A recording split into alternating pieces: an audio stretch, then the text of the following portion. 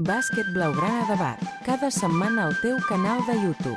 Un programa de Ramon Serra, periodista jubilat però no retirat. Foc nou, revolució total al Palau Blaugrana. 10 fitxatges, 10. Torna l'esperança, que no ens la malmetin. Benvinguts a un nou programa de Bàsquet Blaugrana a Debat. Ara és corresponent, un número, diguem així, extra, corresponent al mes de juliol de 1226.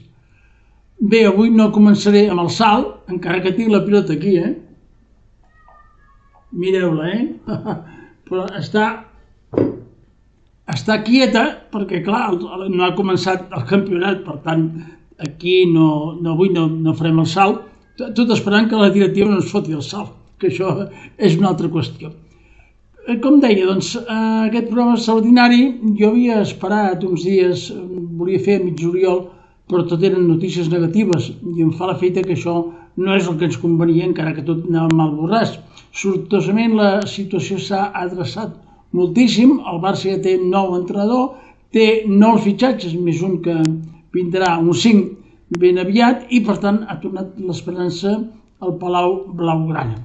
El que ens interessa, doncs, si tinc temps, ja faré una mica de comentari sobre el que ha passat, la part, diguem-ne, de la lluna fosca, però el que ens interessa la part positiva de veure l'equip que tenim per la temporada entrant. Doncs anem ja al gra. D'entrada ja tenim nou entrenador, que és el senyor Sekulic, que és eslovè, de 48 anys, no havia tingut una activitat molt forta amb entrenadors grans fins fa algun temps, va substituir justament a Pasqual en el Zenit de Sant Petersburg. Aquest any ha entrenat al Dubai, va aconseguir la Lliga Adriàtica, ha estat segon del seleccionador d'Eslovènia, ara és el primer, i vol compaginar els dos càrrecs. A mi això no m'agrada, però bé, és el que hi ha. És un meló per obrir, però fins ara també les coses, els inputs que ens arriben d'aquest senyor, doncs, personalment, són positius, perquè diu que tracta bastant bé els jugadors. A veure, doncs, si és veritat, i tindrem aquest persona alegre, lleuger de cames, que anirà als rebots, que serà en transicions, que farem triples. Bé, aquí la repera, tu. Però, home, doncs, tot el que s'està posant les bases perquè tingui el Barça doncs, un joc creatiu, com per exemple el València d'aquesta última temporada. Pel que fa, doncs, dèiem, a l'equip, jo penso que, atesos aquests fitxatges, l'equip, diguem-ne, base podria ser el format per Robinson com a base, Panther i Martín a les ales i Nebo i Tossat en els pivots. Aquest Tossat té un cognom Edboding, un nom estrany, tu, aleshores li direm per el nom, no? Qui són aquestes incorporacions? A grans trets, Ja sé que us podria fer aquí un rotllo i, esclar, donant xifres i això, al final podeu quedar tabalats. Però també heu d'entendre que haig de donar unes petites dades, no? Perquè si no, aquí no podríem saber qui és. Bé, a grans trets, Robinson, el base que té 28 anys, medeix 85, ve del Paris Saint-Germain. És un triplista. Ui, això va bé que sigui un triplista, Té una mitjana d'uns 15 punts per partit. Ja ens va bé que hi hagi algun triplista, atesos els bases que hem tingut les últimes temporades, que els flotaven, i a mi m'agrada, avui dia un base que no sigui triplista em sembla que té poca cosa a fer. Inconvenient, que és una persona només de 1,98 i s'ho pateix quan ha de defensar defenses més alts. Després continuem amb aquesta llista i tenim Martín, que és el Martín, que justament serà el 3, que ve dels Estats Units. Aquest sí que té experiència, no com molts d'aquests jugadors que han fitxat, que no tenen gaire experiència, no solament a Europa, sinó a la Lliga Americana. Aquest sí, en té, perquè ha jugat aquí més de 122 partits a la NBA, 59 a la G-League. I és un jugador que, com dic, ha tingut experiència ja a la NBA en 3 equips diferents, un d'ells els Brooklyn Nets, que dirigeix el del joventut Jordi Fernández, que n'ha parlat molt bé. Bé, ja sabem que sempre es diu això, no en parlar pas malament.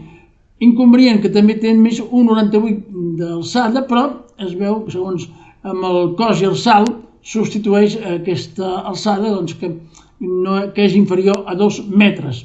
Aquest Martin pot ser el gran fitxatge, segons diuen tots els entesos, i és una llàstima que el Barcelona no hagi pogut fitxar 1+1 perquè es diuen que l'any que ve volarà, perquè tothom està segur que triomfarà aquí. Bé, això és el que esperem que faci el bo de Martin.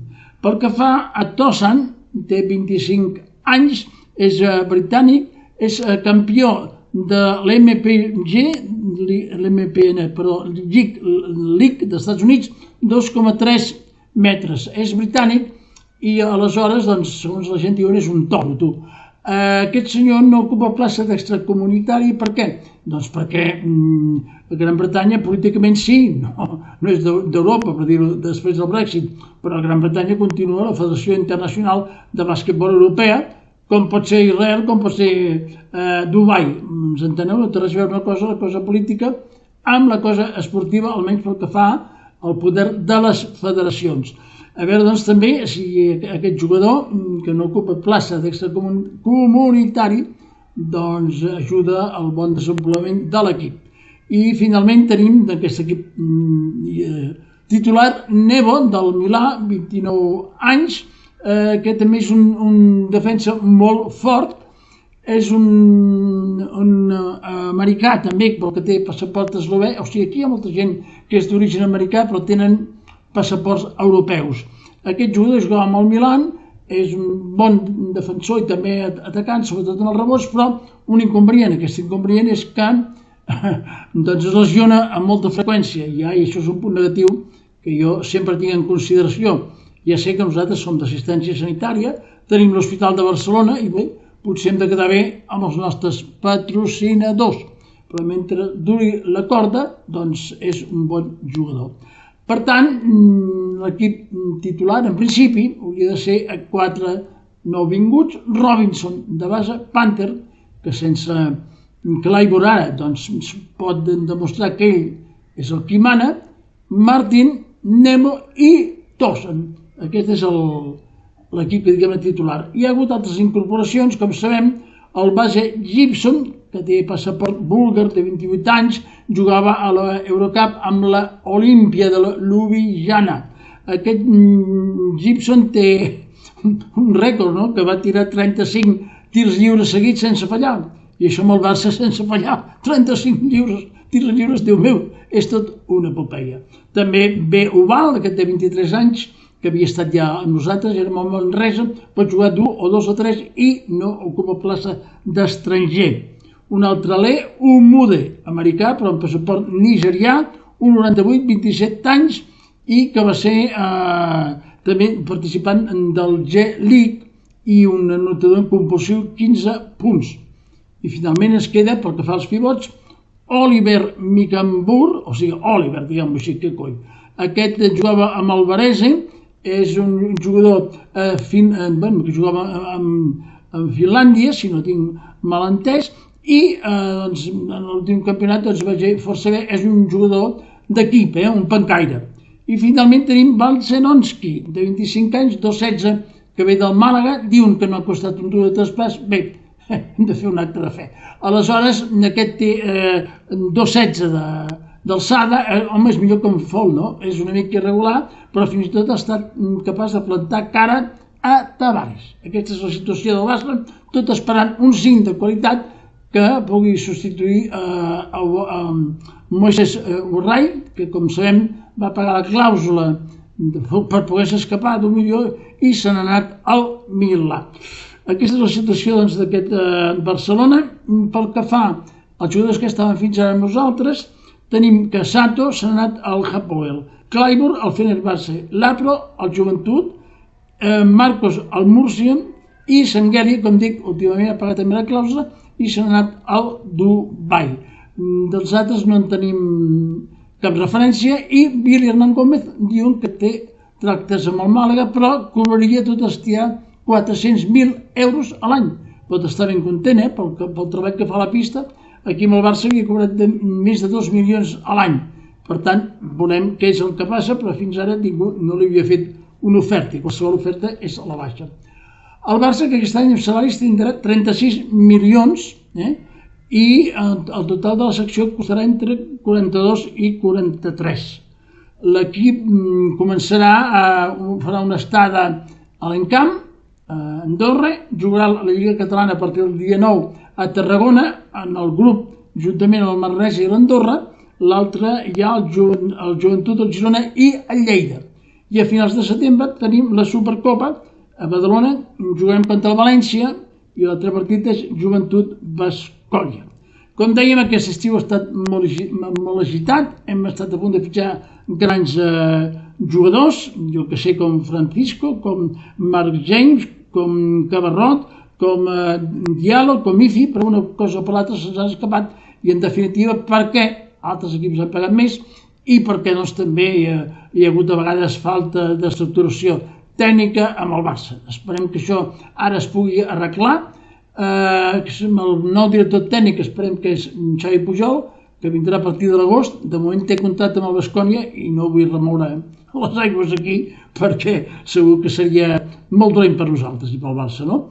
I aquest Baskonia que res, vol treure diner del Barça com sigui, no? Recordem que el Barça volia fitxar el seu entrenador Galviati, el Baskonia el volia expulsar, però quan se va assabentar demanava 1 milió. Aleshores, pel traspàs, la Porta va dir, bé, no vull merders perquè Querejeta, el president del Baskonia, també ho és, o remena les cideres a l'avés de futbol i per tant no vol tenir merders. Querejeta, que sempre vol treure fins a l'últim cèntim del Barça, aquesta vegada sembla que no serà així i s'haurà d'empassar l'entrenador Galviati amb patates perquè ja anava fora i volia treure un sud del Barça que no ha pogut. En definitiva, doncs, es presenta un Barça nou, alegre, confiat, que diria aquell, un Barça amb moltes cames, amb molta il·lusió, amb molta fam de victòria. No hi ha grans figures, especialment a més aquí sembla que tingui en Martin, però doncs, aquests jugadors 7-8, si hi ha una bona conjunció, podem esperar a fer grans coses. Això és almenys l'esperança que tenim ara. Alguns melons s'han d'obrir, molta gent no té experiència a la Lliga d'Europa, però bé, com a mínim sigui la gent americana, altres aquí són de l'Eurocup, la segona competició, home, doncs Déu-n'hi-do, alguna cosa serveix aquesta competició per anar foguejant i per anar formant jugadors. Per tant, doncs, esperem això. I jo encaro la temporada amb confiança, no? I més que acabar amb una frase, podríem acabar amb el cant aquell de Lluís Llach, el camí cap a Ítaca, que diu que el més important no és arribar, sinó que s'ha de tenir un camí ple d'aventures, que el camí sigui llarg i ple de coneixences i que sobretot el camí sigui llarg, que és més important l'aventura que el poder d'arribar-hi. Ja sabem perquè arribar a Ítaca, en aquest cas, vol dir guanyar la Lliga ACB o la Lliga Europea. En aquest cas, sembla que amb aquest Barcelona actual és una mica difícil, no? Però en qualsevol cas, doncs, tinguem esperança, a veure si el Barça comencem amb bon peu la Lliga Catalana a la Supercopa i doncs de tenir una bona actuació.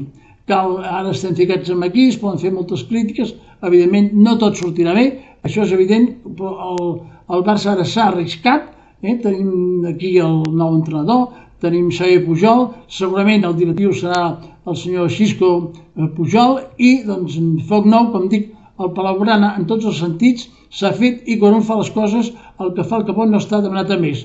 Estic content de moment amb el que hi ha, ara ens falta aquests 5 encara per substituir aquest Wars que ens han anat, no? Com també el Mirat, com també se'ns ha anat Sanguèlia a última hora al Dubai, en Pasqual, i doncs bé, tenim el que tenim. I diria doncs que això és tot per al moment. Doncs ànims, que l'estiu ens sigui propici a tots. Segur que l'any que ve com a mínim ens divertirem i malgrat tots els inconvenients i totes aquestes coses dic sempre, Barça, t'estimo! Bàsquet Blaugrana Debat, cada setmana al teu canal de YouTube. Un programa de Ramon Serra, periodista jubilat però no retirat.